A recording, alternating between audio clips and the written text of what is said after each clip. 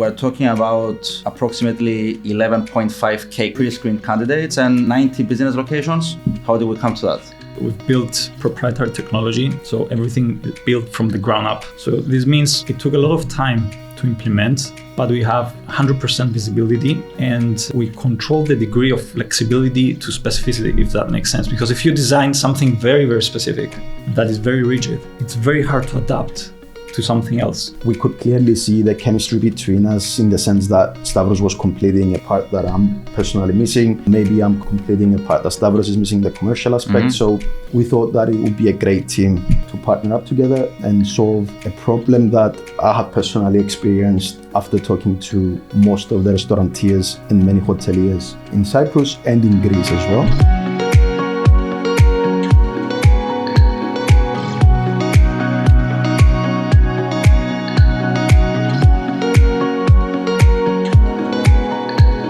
Guys, Michali mu, Stavro mu, thank you for coming to the Behind the Pitch podcast.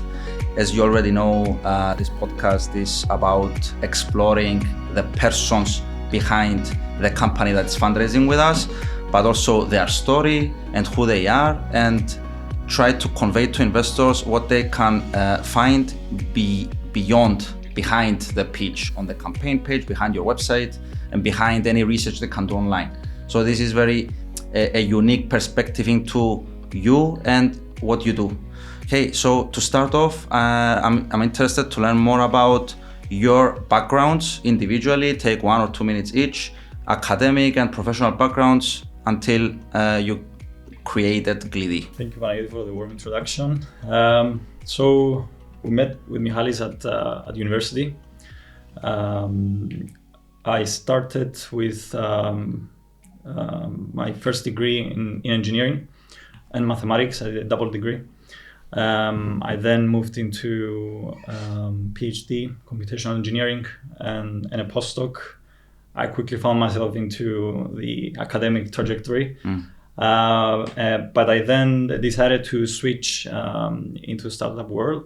I embarked on the technology company Arrival, which later became a unicorn. Then I moved into the Series B scale-up Cogita, and then into a role of head engineer at the Great Ormond Street Hospital in London. After that, we founded Cleedee. Okay, interesting, very interesting trajectory. Yep, thank you, Panagiotis, for the invite and the opportunity to be participating in Crowdbase. Regarding my background, my academic background is in electrical engineering similarly to Stavros. However, unlike Stavros, I took a different path. I followed a more commercial career. Afterwards, I was involved in sales. And I think the most distinct part of my career after a commercial role in a media company, it was when I, together with my partner at the time, Nicholas, undertook the franchise of Bolt, where we scaled basically across Cyprus, and we launched both the taxi hailing app, ride hailing app, and Bolt Food. After scaling these two businesses and against all odds, we've managed to exit from basically, it was a buyout from the mother company in 2022. Afterwards, we launched with another partner the first power bank sharing app across 2 countries, a project that is still ongoing. And since September 2024, we went full-time with Stavros to launch Cleedee. Okay. Stavros, you made a very interesting shift from academia and PhD and teaching roles into startups. How did that come about? How did you take that decision? What made you make that switch? Right. So first of all, academia and research teaches you to think deeply and is all about innovation. startups is also about innovation. What's different is the speed and impact. So in academia, you may find yourself working on theoretical models, theoretical applications, publishing research papers that take time, and you may not see the impact in reality. So this is what has driven the switch. Startups is still about innovation, but you see the building process as well. So it's not about writing papers, it's about building something that you can see directly. So the feedback loop is much shorter. And you enjoy the benefits of both worlds. That's true. Michali, you mentioned the Bolt franchise that has been bought out by the mother company, but you also mentioned the power bank network, and you mentioned that it's still ongoing. Does that mean you're still working at that, or did you exit from that? I'm not on the day-to-day. I'm participating in the company in terms of shareholding. However, I'm fully committed and full-time since September 2024 to Cleedee. Okay, so Bolt, ride-hailing, food delivery, power banks, building a network.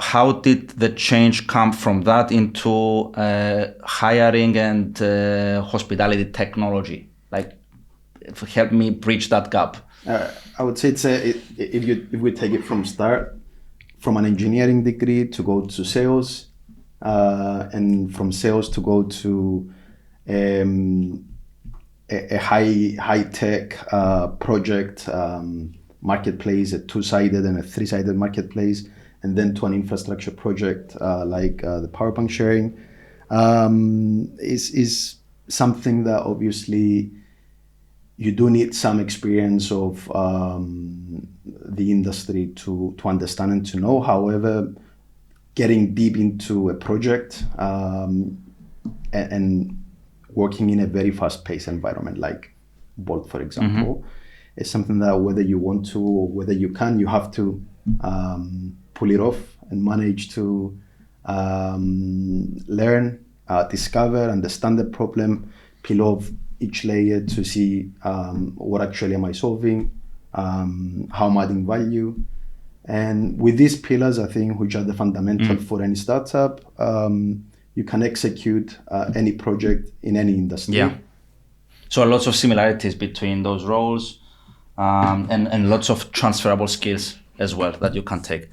Okay, so this was like before Cleedee. I don't think we touched upon how you guys met. Was it at Loughborough University or even before? I think we met in the army. Yeah. We then met again at the university. Okay. So so when you saw each other at the university, you saw, were we together at the army? We were friends. We were friends in the army. We went together to Crete, and that's where we built a strong bonding. Okay. Together, and then it became even stronger at university, I guess. Correct. Okay, good. And then now I want you to take us from the beginning. How was Cleedee born? When did you start? What were the first steps? What worked well? What didn't work well? Right. So Stavros was obviously not obviously, but Stavros was in London for many years. So we met over a beer, summer 2024, and we were discussing about different problems and that we have to find something to work together and do and solve an actual problem.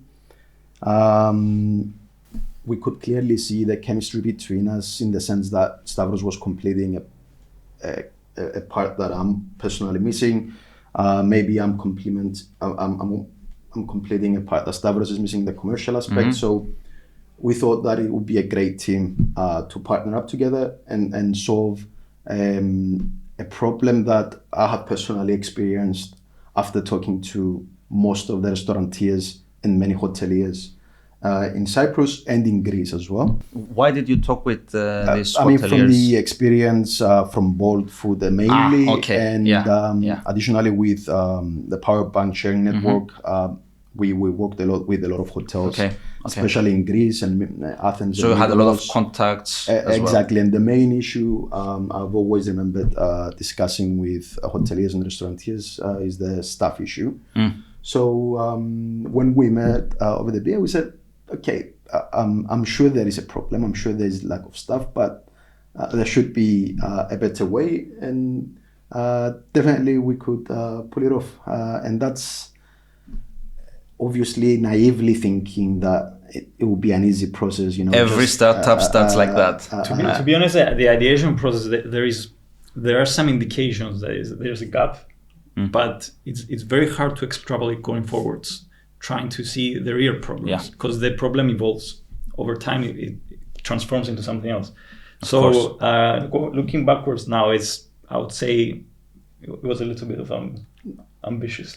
I wouldn't say ambitious. I would say we were naive as to the effort that's required to solve the issue. No, I remember Frixos and Daniel, my co-founders at Crowdbase, when they were starting Crowdbase, they were saying like, okay, this is something quick and easy. And it's also a regulated company as well. So yeah, it was far from quick and easy. Yeah. We knew, of course, that it wouldn't be an easy project, and that's why we got fully committed.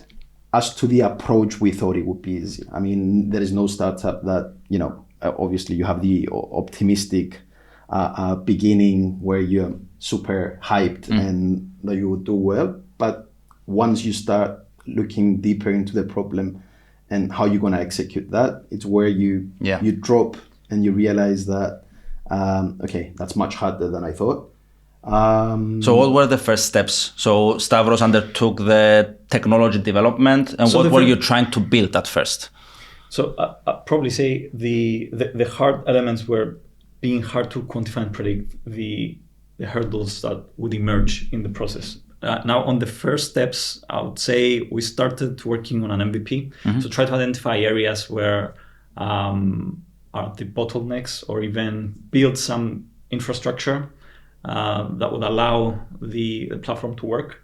So I started working on that aspect. We were constantly discussing, does this make sense? Does it not make sense? And then it evolved over time. So after we built the infrastructure, we started, I think, campaigns, right? So digital marketing campaigns. At first we thought, okay, there have to be people, who are interested in this sector, because everyone was saying there's no people. There have to be people. So you mean candidates, because we're talking about the marketplace, right? Correct. Yes. And there's lack of staff, so there has to be, staff in the industry. Somewhere. Yeah. So let's find out. That was the first move we did. So we started playing some digital ads to see, what would be the cost of every onboarded candidate, just to actually see whether, are actually interested onboarding them with digital campaigns. And once we, gathered a bunch of candidates in a talent pool, then we started manually, screening them, calling them. And at the same time, we went on different job boards in Cyprus, and we thought, okay, we started looking at the roles and jobs and the businesses that they were hiring, and we saw whether there was any match, and we did that manually to understand to what degree we could scale that. And I remember calling one cafeteria at the time who was looking for a barista, and he said, we discussed, when you do your first sales pitch, you don't know exactly your unique selling points, you don't know exactly what you're doing, but we still found the courage to. You say yes to all the questions though. And when I mentioned we would do everything for you, we'll find the guy, we'll make sure he's gonna be there, and you won't have to pay us until he starts working for you and producing for you. We knew, as fundamentally as discussed before, fundamentally you have to serve both ends, and that's one of the key problems, by the way, in this industry, that you have to add value to both businesses but also the candidates. So when I mentioned pricing to the cafeteria, we'll do that for 150 euros only if you hire him. And he was like, why would I, pay 150 euros? I'll find it myself. Obviously, I didn't explain it well. I didn't, 150 euros. It's nothing for finding you a professional. Yeah. So that was when we started working on our pricing. Slowly, we started talking to more businesses, understanding which were the right businesses for us to target at first. And the chicken and the egg problem, slowly. I slowly. was gonna come to that. Yeah. Every marketplace is the chicken and egg problem. So what worked best? What did you have to prioritize one over the other ends of the marketplace first? I think we did that simultaneously, I would say. Simultaneously, yeah. The candidates, the onboarded candidates didn't cost as much. Businesses were desperate enough. There was obviously also the question of if the cost would change over time. Yes, which remained the same in Cyprus as because of it was now. a constant effort trying to optimize the cost as well. So from the company side, for the cost of lead, let's say, of onboarded candidate. Digital marketing cost. Okay, understand. And so we try to essentially, what I would say is unique on the approach is we were conscious early on about the trying to identify things quickly, try to be able to iterate quickly, and not digging too much on the technology from the beginning.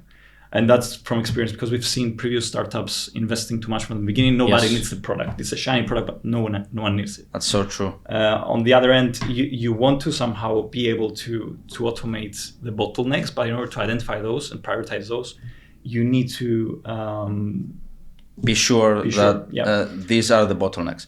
So we're talking about the early steps right now, and we're sitting now a year later, a year and a half. Year plus a few months. Yeah. Few months, okay. And we're talking about approximately 11.5K candidates in your pool right now. Pre-screened candidates. And 90 business locations. Correct. Okay. How did we come to that? Obviously, as in every marketplace, the end goal is to achieve the network effect. So everything matches faster, everything becomes cheaper. You get referrals from both sides, and we saw that actually coming into place when we had large organizations coming by referrals of other partners of us, which it was a good indication that we were on a good track. And from the amount of matches, let's call them, we did to how many they ended up actually being hired, we see that rate getting improved every time. So that's a good indication again that... Is that your North Star metric? What are the main 2 or 3 KPIs you're constantly looking for? And by looking them, you get an indication that, okay, things are going well. This is one. I'm not sure if we're jumping ahead from the pricing model, but I can tell you how we started charging at the beginning and how we ended up pivoting a little bit on our pricing model, because I guess it's related to that in the KPIs that we're actually measuring. Yes, we started just by charging a success fee. So if you hire this person, then you pay us a specific amount. So our main metric and our main objective was the final hiring. Okay. And through the time, we've realized that maybe that's not the correct approach. Why not? For many reasons. First of all, if we take it from the side of Cleedee, from our end, we don't have a predictable income. Even though we knew it would get better over time, and we still see it getting improved. It would be somewhat predictable. It would be somewhat predictable, correct. Most importantly, though, for the business side, it wasn't only, I'm desperate now, I need a candidate, which Cleedee was the best solution. There were times that, they needed to do more passive hiring. And when they do passive hiring, it means they're going to look for the cheapest alternative. And Cleedee wasn't the cheapest alternative. There was low engagement in these periods. Sorry to interrupt, but how do you define passive hiring? Passive hiring, it means, okay, my team now is complete. I can serve properly, but just in case, I'm gonna have someone, filling up a gap, a part-timer. It might be just to overhire a little bit, just in case. Okay, and start like training them a little bit so that if something happens, they're ready to join the rest of the team. Okay. And so we switched back in January 2026, about 2 months ago, to more predictable monthly, quarterly, annual packages, which is more aligned to the software solution that we offer to the larger enterprises. Yeah, let's get to that, Stavros. So in the beginning, I'm assuming you started building the technology with the end goal of matching the hires. So this is it's just not even that. It's the very foundational level of what requires a platform in order to build the first elements. Okay, what does that entail? As in building the infrastructure, cloud services. Okay. Periodic tasks, front end, back ends, all this. Okay. So we needed some strong foundational level that would enable us to iterate quickly. So going back to the fundamentals, it was very important for us to be able to iterate quickly, as in observe what works and what does not work, and change that, implement corrective actions in order to do that. Okay. So after that, you focused on, as Michalis was saying, focused on getting the hires. So because you were paid per hire, so that had to be the objective. And I'm assuming the technology followed that as well.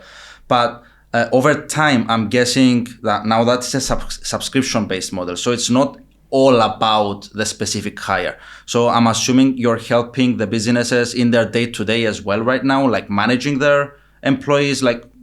What else does what are the elements what are the features of the platform? Right, so first of all, the recruitment process, we try to demystify the recruitment process end to end. This meant it goes from job posting to candidate onboarding to screening to matching to interviews to offers. Okay. So all those stages we had to break down and identify what are the core elements that convert into the placement. So, and we built technology around each of those modules. Okay. I understand it's quite a complex thing what you've built and how it works. But let's say, Michali, if you had to explain to someone in shorter than 1 minute that has no idea about what Cleedee is, how would you describe it? How does it work? Who is it for? How does it work?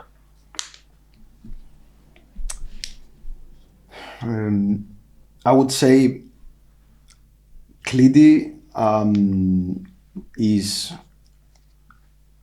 your tool to find quickly pre-screened stuff, to have them served on a plate, let's say, ready for an interview without you lifting your finger, and simply just make the decision of hiring or not. So everything else will take care of you. We'll take it care for you. So this is a nice pitch to the hotel, to the restaurant, to the cafe. What about the pitch to the candidate? I'm guessing it's just you'll find more jobs quicker and easier, right? That means it's as simple as that. No, I would say it's not. Okay. As discussed before, again, you have to satisfy both ends. Okay, so you cannot just add value to one end in order to achieve. You have to add value to both ends. And I would say the reason a candidate should work with us is, first of all, he gets tailor-made offers or suggestions of employers with full transparency. And when we say full transparency, we won't send someone who cannot work a split, for example. I mean, let's take it from a high level, what hospitality looks like, if you prefer. So hospitality positions are way different than white collar positions. Okay, they have different time schedule. They have, I'm talking now from the candidates side. Yeah. They have 48 hours a week, most of them, instead of the 9 to 5 office, 40 hours a week. They have different shifts on rotation. Sometimes they might be working to different venues of the same company. There's accommodation offered. There is accommodation with shared room. There's accommodation without shared room. So all these factors, if we put them together, they shape a complete different approach to how you normally recruit a white collar candidate. So when we present all these factors transparently, and he knows the salaries and he knows the tips, even the tips, for example, for a waiter, is something that we disclose and we think it's a key selling point for a business to disclose the tips. So these kind of things is why a candidate should come to us, because he's going to get exactly to his needs, the position he is looking for. Okay. You're working with large hotel chains and restaurant chains, let's say a hotel with 100 employees, but also you are working with smaller restaurants and cafes, let's say with 5 or 10 employees. I want to understand the difference between the two, how you view the difference, or whether you view them exactly the same. And also from their perspective, what is their experience for both working with you and the old way of working? So yes, we have we plan on capturing a big percentage of each market we roll out our product. So we have to work with both the small cafe and the larger enterprise. As any marketplace, I mean, you need to have that variation. And in terms of the sourcing, the screening, and the process of reaching the interview and then the hire, pretty much is the same across the board. Makes sense. Now, as for the large enterprises, and one of the problems we've seen is that we have businesses are doing 8 figures in revenue a year, but they still and they have the HR team, which most of the SMEs do not have. And these businesses, they still use Excel and email to funnel and to screen their candidates. So even though this is the old way. The old way, them. correct. Yes. So seasonal hospitality hiring, first of all, hospitality recruitment is high volume hiring, and most of the businesses, at least in Cyprus, are seasonal. So in order to do that, you need to approach it a bit differently. So even if they do have HR department with maybe 4 or 5 people, they still struggle. They process very slowly candidates, as a result losing talent because of slow internal processes. And this is something we've noticed. I mean, working with these large enterprises, we saw that especially last year when we're charging success fee, a success fee, we saw that, we were sending them qualified candidates, meaning that within the experience, within the budget, within, interest from the candidate to work for them. And it was taking them like 2 weeks to... And they were losing the candidate. And they were losing a candidate, and obviously we weren't getting paid. So the solution we've built came from the need of helping them out to process candidates quickly so we get paid. And that's why we started building for the larger enterprises where they have multiple sources, a more centralized business suite, let's call it, where there are specific hospitality and taxonomy workflows.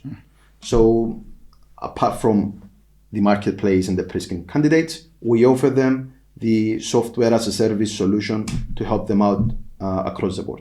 Okay, makes sense. What about the old way of hiring for the smaller restaurant and cafe without an HR department as the bigger chains have? So that's like, I'm assuming, like completely manual from the... Traditional recruitment approach. No, I think Sorry? The traditional recruitment approach. No, he's referring about the... Like the restaurant owner wants to hire a couple of people. Yeah. I'm assuming like, what do they do? Let's get to that. Like what is the market and the competition? I'm a restaurant now? owner. Yes. Okay, and I obviously cannot You have 10 employees. cannot justify having an HR department, Yes. let alone a talent acquisition specialist. Yes, of course. So I have two options. I'm gonna do it myself. Restaurateurs, they used to be doing a zillion things, but Okay. obviously they should be focusing on their revenue and But how to how generate. are you doing it yourself?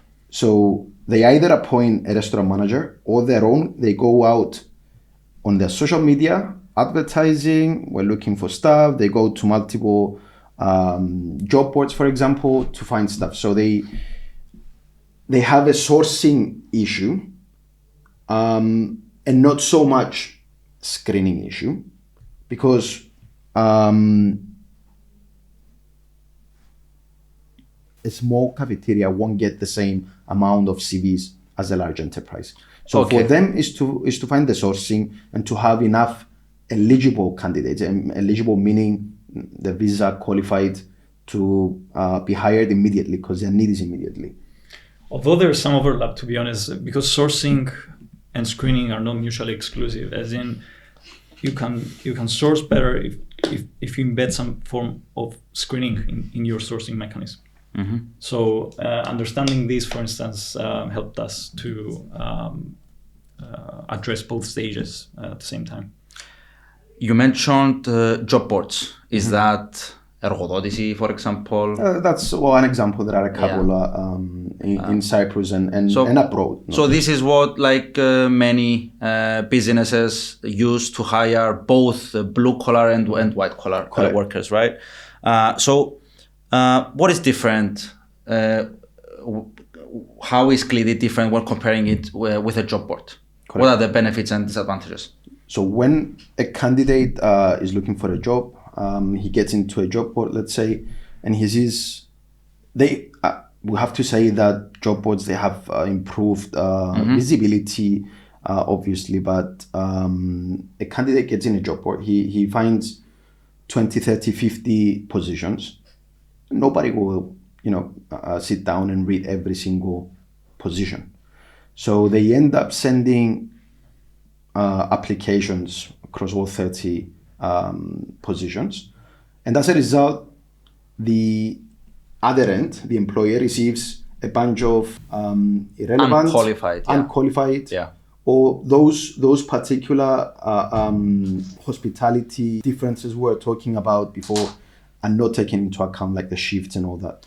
So additionally, a job position is on a job board, and it's more like a post and pay approach, meaning that I'm a business, I'm listing my position on the job board, and if and when someone who is relevant, and if he is relevant, will apply, then I will receive that application. But what you mentioned before means that I will receive a lot of applications, which makes it harder for me to screen each and every one of them.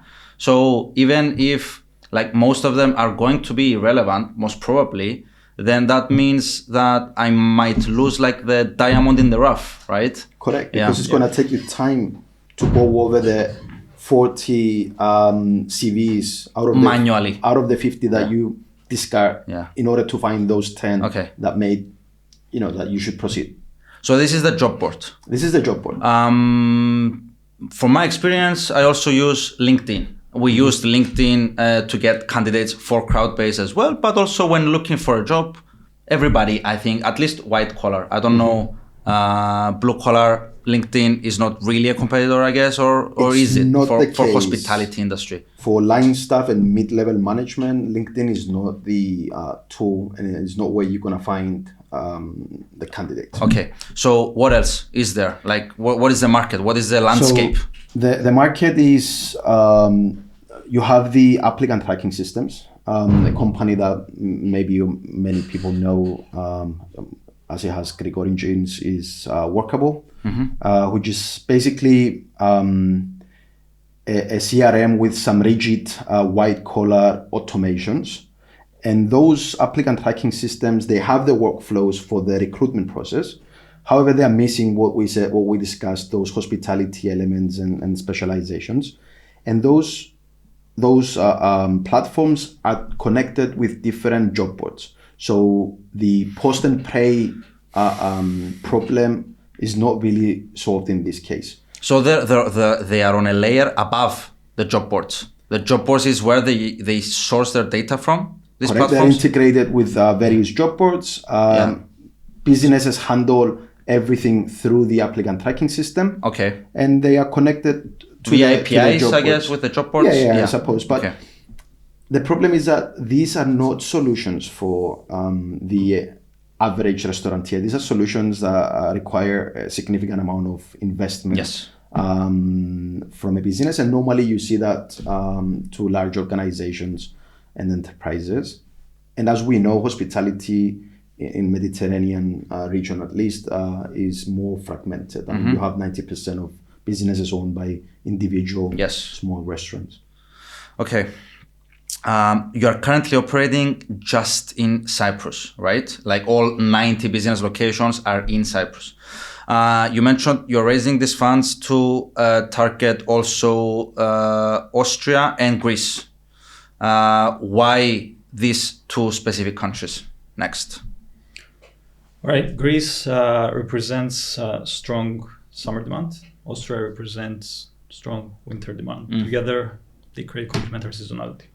Okay, it's a very simple answer and very effective, if I'm being honest. It's a very effective answer, but I have to say something on top. We are very data oriented, as you may understand. And from the candidates, we've received those 12,000 candidates until today. We came up with the Austria region after carefully looking into CVs. So we've seen that there is the appetite from Greeks, let's say, moving to Tyrol in the winter season and vice versa. So that mobility and that logistic hassle, let's say, is something we want to capture and work on to make it smoother and easier. That answers my question. I guess Greece makes sense for us, obviously, as Cypriots, yes. And the competitive. And also their summer season is very, very busy. And the 2,000 locations have already established contacts with from the power bank sharing network. Nice. And my next question was going to be, why Austria and not another European country that has a high season? But you answered through by screening analyzing, reviewing the CVs from the candidates and understanding where they're coming from. Let's move to this specific funding round and the story of getting here and what's the story next in terms of funding. So up to now, how was Cleedee funded? So up to now, we self-funded Cleedee with some angel investment as well. And now we're raising funds to expand. Can you disclose how much funds were raised so far? Yeah, we only raised 70K from friends and family, basically. Okay. And funding covered, obviously, including we can include some, obviously, investment from our end personally. Yes, of course. And I'm assuming your salaries are either non-existing or quite low for the time being. It was for a long period of time non-existing. Yeah. Okay, so now this round, you're raising up to 300K. I guess the use of funds is, we already touched upon wanting to expand into Greece and Austria. Are there any use of funds? The use of funds, basically 60% will go to engineering. We do have an MVP in place. However, we would like to enhance way more the AI screening capabilities, the workflows, the matching capabilities. There is still bottleneck in terms of the flow and the stage we are at now. So part of the funding, it goes 60% goes to engineering. So, to improve the does that product. mean engineering employees? Up to now, is it just Stavros, the technology guy in the company? Yeah, everything is built by us. And Okay. actually, this is important to say that we built proprietary technology. So everything is built from the ground up. So this means it took a lot of time to implement, but we have 100% visibility And control. and we control the degree of flexibility to specificity, if that makes sense. Because if you design something very, very specific that is very rigid, it's very hard to adapt to something else. Yes. And because the startup nature changes over time, it's important to also design for flexibility, but design for something specific. Yes. And that sweet spot, it's very critical. Okay. So you're bringing in more engineering employees in the company with the use of this funding round? Correct. Okay. We have with the How many full-time employees are you right now? currently there are 4 full-time employees, 2 account managers, myself and Stavros, and with where this basically where the next 12 months are heading is really dependent on 1 or 2 things, and I think it's worth mentioning that we have been shortlisted from RIF, the Research and Innovation Foundation, in the basically 12 companies that they are innovative for the seed funding, which is a quite nice grant for us to secure, and we will know by April whether we got it or not. Okay. And obviously we will adapt that plan and the way we will act depended on whether we get that grant or not. But Okay. Let's say you don't get it. let's say we don't get it, then we will be hiring another software developer to help, a full stack software developer to help with the completion of the product in terms of automations and autonomous to a big extent. And we will also test both markets. So the funds will be enough to cover the testing before launching. In terms of marketing? In terms of marketing, contacting sales, and to dip our feet in Greece. However, we have to say that we will need an additional funding in 12 months' time to properly hard launch Greece market. Yeah. So 60% is engineering and 20% is the marketing, or 20% is a growth, correct? Which yes, is yes, and the other marketing, 20% is operational expenses. operational expenses.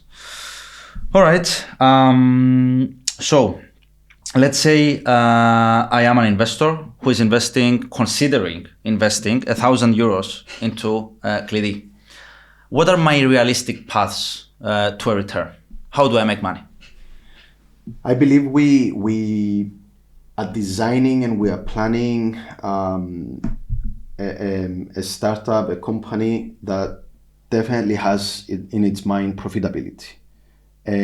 But what we are after, let's say, is the exit. Okay. And we do see the exit from HR tech companies, from other generic applicant tracking systems that wish to enhance their hospitality clientele, and even global job boards. Having said that, we are looking to set up a profitable business that dividend paying is not excluded from this equation. Okay. And I think a similar company that has recently, similar to what we are doing, and a very interesting case study is the Paradox.ai, which is very close to what we're building. This is a US-based company that was recently acquired back in June 2025 for $1 billion from Workday. Okay.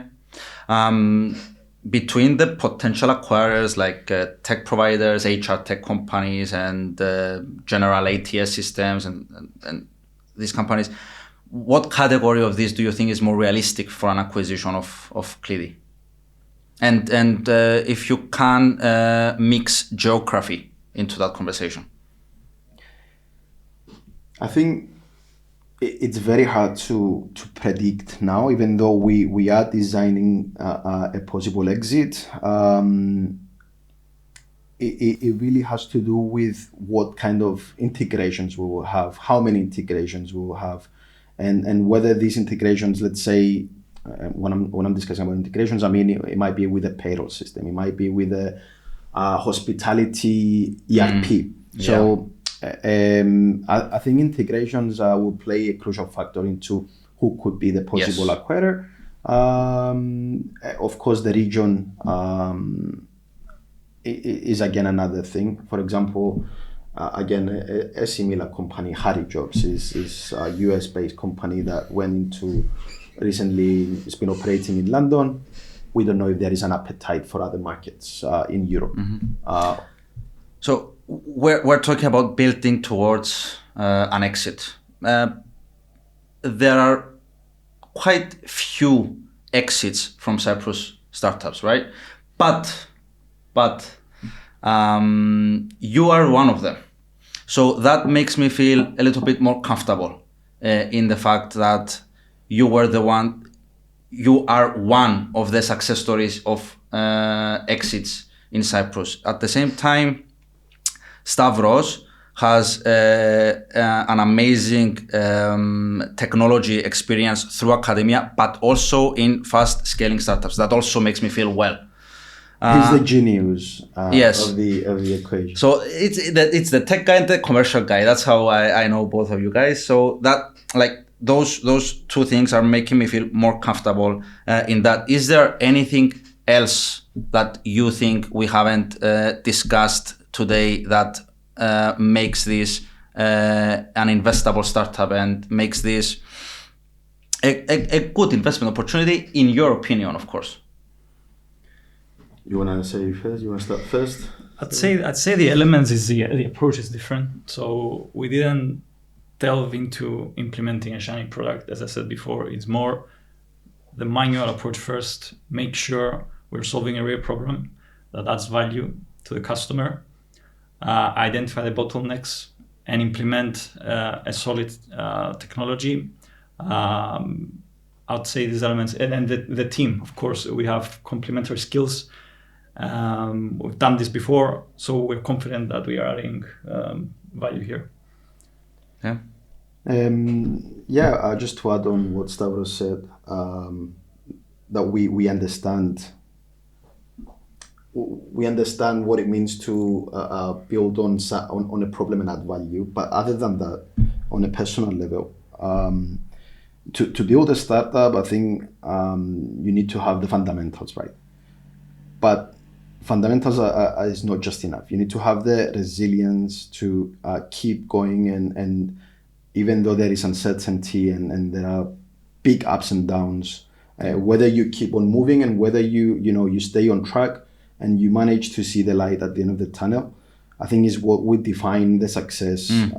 But I can say from personal experience that against all odds, back in 2018, the resilience and the stomach, let's say, to make something successful is the magic formula to make Cleedee also something successful. So the ability to adapt and navigate the uncertain space. And you believe you guys both have that? We have the stomach for that, definitely. Yes. Okay. Definitely. That's good to know. All right. Thank you very much, guys, for your time, and all the best in your funding round. Thank you very much. Thank you very much. Thank you for the invite.